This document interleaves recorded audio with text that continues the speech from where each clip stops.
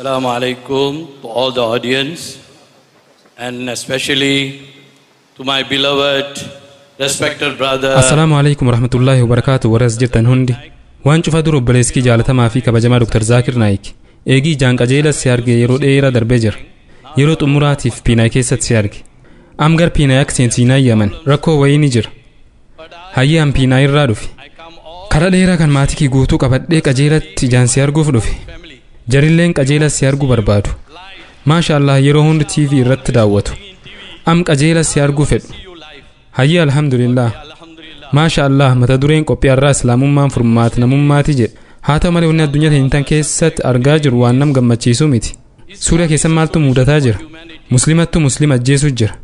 Yaman keessatti maaltu mudatuu jira? Muslimattu muslima ajjeesaara. Miyaamar keessatti maaltu mudataa jira? Akkuma nuti hundi walii galu lammiileen Rohingyaa gad jabeennan ajjeefamaa jiru. Ta'ullee furmaati wayii jiraachuu qaba. Nuti musliimoonni maal gochuu qabna? What is happening in they're like Myanmar? Yes, we agree. Rohingyans, they have been killed mercilessly. We agree. But there is a solution now. What are we Muslims are supposed to do? What is going on in Yemen? What is going on in Syria? Yaman keessa maaltu ta'aa jira? Suuriyaa keessa maaltu ta'aa jira? Maanguddoon, dubartoonni fi ijoolleen humni hin qabne ajjeefamaa jiru. Nuti musliimoonni maal gochuutu nurraa eeggama? Nuti musliimoonni addunyaa cufa keessa jiru maal gochaa jirra? Kanaafuu yaa abboo furmaati nuu kenni. Du'aayii gochuun cinaatti, tahajjud dhaabbachuun cinaatti, rabbiin kadhachuun cinaatti nuti musliimoonni maal gochuu akka qabnu himi. Yaa abboo obboleeskiyya jaalatamaa furmaati nuu kenni. Please, my dear brother, give a solution. The brother asked a very important question, a very relevant question, that today we find... Obboleessi gaafii barbaachisaa gaafate. Akkasumas gaafii gaafatamuu malu gaafate. Sunis har'aan tana biyyoota muslimaa hedduu keessatti waraana muslimoonni irratti ajjeefamaa jiran argina. Yemen, Suuriyaa, Rohingyaa, Afgaanistaan, Iraaq keessatti muslimoota ajjeefamaa jiran argina. Biyyoonni kunniin ammoo hedduun isaanii biyyoota muslimaati. Du'aa'ii godhuun cinatti furmaanni jiru maal? Tokkoffaa irratti wanti jalqaba gochuu qabnu sababaan ka'umsa ajjeechaa kanaa maal akka ta'e beekuudha. Whether it be in Afghanistan, whether it be in Iraq, whether it be in Rohingya Burma, whether lately it be in Syria or Yemen, what is the cause? Afgaanistaan ta'ee, Iraaq ta'ee, Rohingyaa Barmaa ta'ee, Suuriyaa ta'ee yookaan Yemen ka'umsi isaa maal? Sababa ijootii fi ammas Qur'aanatu furmaata kenne. Akkuma haasawa kiyyaa irraa keessatti ibsetti xiyyeeffannaan dubbii kiyyaa adawwiin Islaamaa Islaamummaa akkamitti maqaa balleessuuf hojjechaa akka jiran mul'isuudha. Akkasumas adawwiin Islaamaa biyyoota muslimaa haleeluudhaaf sababaa isaanii akkamitti akka dhugoomfatan mul'isuudha. The Muslim countries. I'll give one simple example. Fakkeenya salphaa tokko isiniif kenna. Akkuma beeknu waggoota 10 dura Ameerikaan Iraaq meeshaa waraana dimshaashatti addunyaa galaafatu qabdi jettee himatte. CIA'n dhaabbanni akka addunyaatti basaasummaa irratti jabaa jedhamuun beekamu Iraaq meeshaa waraanaa dimshaashatti addunyaa galaafatu qabaachuu isiitiif ragaa qabna jedhe. That Iraq has got weapons of mass destruction. Not that I'm a fan of Saddam Hussein. I know that he may not be a very good practicing Muslim. Ani deeggaraa Saddam Hussein miti. Tarii inni muslima gaarii ta'uu dhabuu mala. Haa ta'u malee Ameerikaa irra namni dhimma Iraaq irratti haqa qabu isa. Ameerikaa UK dabalattee biyyoota lixaa waliin ta'uudhaan Iraaq irratti waraana labsite. Sababni isaanii ammoo Iraaq meeshaa waraanaa dimshaashatti addunyaa galaafatu qabdi kan jedhuudha.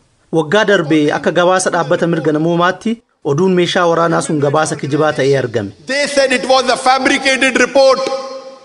So much so that Tony Blair, the previous Prime Minister... Kana hordofuun muummichi ministeera Ingiliz duraanii Tony Blair gara ummataa bahuudhaan waraanni sun dogongora guddaa jireenya kiyya keessatti hojjedheedha dhiifama jedhe.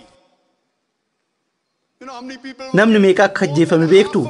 Musliimoonni Iraaq kan miiliyoona walakkaa ol ta'an sababa gabaasa kijiba kanaan ajjeefamaniiran. Deebisaan isaan kennan maali? Dhiifama kan jedhu qofa. Nuti musliimoonni maal hojjechaa jirra? Wayita biyyoonni muslima hin ta'in biyyoota muslimaa weeraran nuti musliimoonni duuba teenya. Homaa hin goonu. And I think it was yesterday, the previous president of USA, W. Bush. At the age of 94, he expired.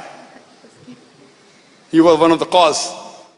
Guyyaa kaleessaatinatti fakkaataa pirezidaantiin duraanii Ameerikaa Bush waggaa isaa 94tti du'e. Namichi suni nama waraanni fulbaana 911 booda akka jalqabu warra sababa ta'an keessaa isa tokko. Akkasumas pirezidaantonni itti aananii dhufanis waraana Iraaq irratti akka labsan karaa kan saaqeessa. Kaayyoon isaanii Joon maali? Boba'aa Iraaq harkatti galfachuudha.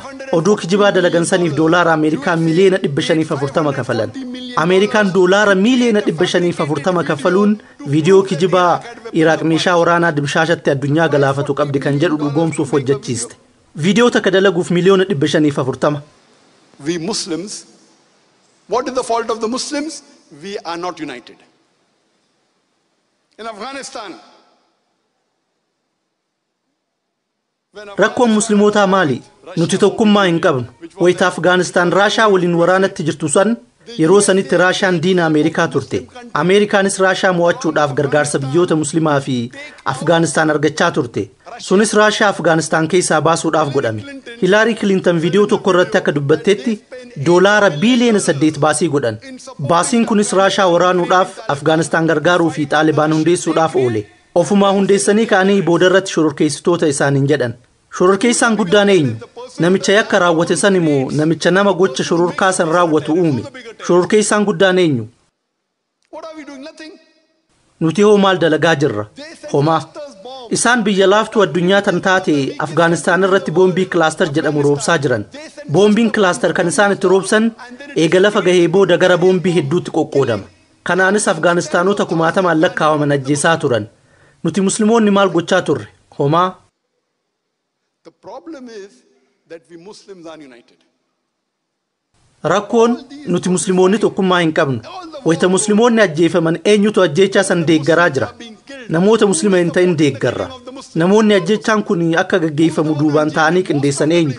Deebiin isin argattan aduwwiin muslimaa iddoo garagaraa jirtu gabaasa kijibaa uumaa biyyoonni muslimaa akka haleelaman godhuu isaaniiti. Kaayyoon isaanii boba'aaf, maallaqaaf, humnaaf yookaan ammoo diina haleeluudhaaf ta'uu danda'a. Haleellaa fulbaana 911 dura diinni Ameerikaa guddaan koominizimii Raashaa ture. Kanaafuu Raashaa injifachuudhaaf biyyoota muslimaa waliin wal gargaarte.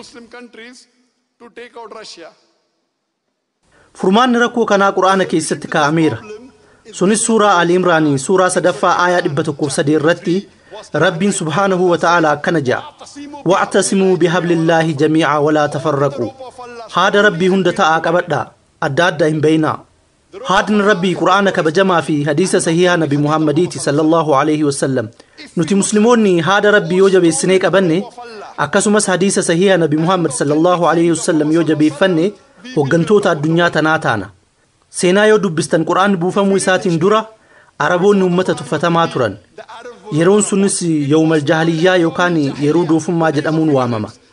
Eega Qur'aanni buufameen booda ummanni Arabaa mataa addunyaa tanaa ta'an. Seenaa Nabi Muhammad sallallahu alaihi wasallamii fi khulafaa'ur raashidiin yoo dubbistan musliimoonni hoggantoota addunyaa tanaa ta'uu isaanii hubattu. Addunyaa hogganaa turre. Ummatoonni biroo musliimoota ofitti waamaa turan. Nutti koottaa mirga nuuf kabachiisaa jechaa gaafataa turan. Warri muslima hin taane khaliifota keenya waamaa affeeraa turan. Maaf? Sababni isaa hoggana zaalimaa isaan cinqaa ture akka isaan irraa bu'u barbaadan. The Westerners say Islam was spread by the sword. Dilese O'Leary gives the reply in his book on page number 8, Islam at the Crossroad, that people who, Dilese O'Leary said that warri lixaa islaamummaan seefiin babal'ate jedhan. Deelisee O'Leary dhimma kanaaf deebii kenneera. Kitaaba isaa kan Islam on the Crossroad jedhu fuula 8 irratti afoolli islaamummaan seefiin babal'ate jedhu oduu amansiisaa hin taane afoola kijibaa warri seenaa irra deddeebi'ee dubbate ta'uu isaa seenaan ifoomseera jedhe. Oduun sun afoola. Yeroo sanitti musliimoonni Qur'aanaa fi sunnaa bu'uura godhachuun tokkoomanii turan. Har'a nuti musliimoonni qoqqoodamneerra. If the Muslim countries, there are more than 50 countries in the world in which majority people living are Muslims. Har'a biyyoonni muslimaa osoo tokkoomanii biyyootni 50 ol kan hedduminaan musliimoonni keessa jiraatan osoo tokkoomanii silaa humna jabaa taanaa turre. Qur'aan ammoo yoo dalagarra oolchine rakkoo namummaatiif furmaata laatnaa turre. haala garaa nama nyaatuun ergamaan keenya jaalatamaan nabi Muhammad sallallahu alaihi wasallam wayita gara qiyaamaa dhiyaannu lakkoofsi muslimootaa akka heddummaatu nuu himan. Har'aan tana ummata addunyaa keessaa parsantiin 25 ol kan ta'u muslima. If duras dabalaatuma deema. Haa ta'u malee akka hoomachaa ta'u jedhan. Hoomacha. Islaamummaa irraa haalaan fagaatu. Waan san har'a argaa jirra. Muslimoonni islaamummaa irraa haalaan fagaachaa deemaa jiru. Waan kana ammoo addunyaa cufa keessatti argina. Biyyoonni silaa quraanaa fi sunnaa hordofan jennee fakkeenya godhanna jennee irraa abdannu har'a quraanaa fi sunnaa irraa fagaataa jiran. Adaduma quraanaa fi sunnaa irraa fagaataa deemaniin isaan illee tuffatamaa biyya isaanii keessattis cunqursaan jabaataa deema. Har'aan tana biyyoota muslimaa kan quraanaa fi sunnaa hordofaa jiran jennee himannu hin argannu. Hin jiran. Rakkoon nuti muslimoonni keessa jirru tokkummaa hin qabnu qoqqoodamnee jirra. Ofumaa wal lolaa jirra. Amma dura dhimma Falastiin irratti muslimoonni yaada wal fakkaataa qaban ture. Har'a garuu qoqqoodamneerra. There are Muslim countries which are saying no problem. Biyyoota muslimaa kan Israa'el biyya san dhuunfachuun isii rakkoo hin qabu jedhantu jira. Maaltu ummata muslimaatti gale? Rakkoon har'aan tana jirtu nuti muslimoonni rabbi caalaa ilma namaa dachii kanarra jiru sodaachaa jirra.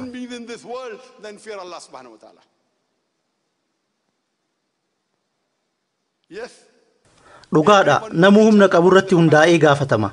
Namuu dandeettii du'aa'ii gochuudhaa ni qaba. Kanaafuu akkuma ati jette du'aa'ii gochuu qabna. Garuu namni dubbachuu danda'u yoo rakkoo sanirraa hin dubbanne rabbi dandeettii isaa kan dubbachuu sanirraa fuudha. Namni humna rakkoo tana dura ittiin dhaabbachuu danda'u qabu yoo rakkoo san falmatee hin deebisne rabbi humna sanirraa fudhata. Yeroo nabi Muhammad sallallahu alaihi wasallam lubbuun jiran sanitti nuti muslimoonni hiyyeeyyii turre. Wanti nabi Muhammad sallallahu alaihi wasallam dhiisanii gara ganda akiraa godaanan sahaabotaa fi kulafaa'ota qofa.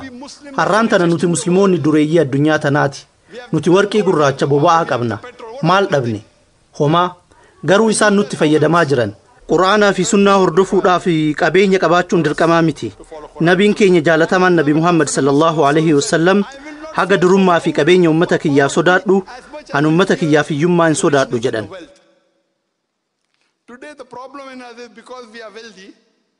Har'aan tana rakkoon nuti qabnu qabeenya waan arganneef rabbiin irraanfanne. Biyyoonni muslimaa kan qabeenya qaban sunniin qabeenya qaban san karaa rabbi jaalatu irratti fayyadamaa hin jiran. Karaa sirriin ta'an irratti fayyadamaaran.